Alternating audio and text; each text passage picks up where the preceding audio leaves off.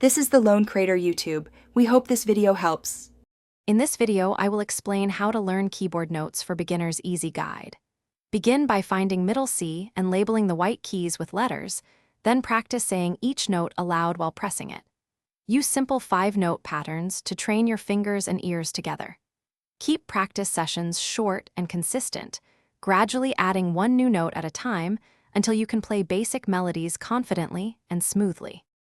Warm up by recognizing black key groups of 2 and 3, which help you locate surrounding white notes instantly. Practice moving between white and black keys using slow, deliberate motions while naming each note aloud.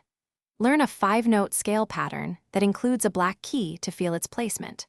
Repeat short exercises until transitions feel natural, then try a simple tune that uses both white and black keys for real context.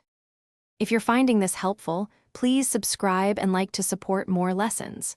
Quick recommendation: the Echo Dot smart speaker is great for playing backing tracks and keeping practice sessions fun, and it fits nicely beside a keyboard.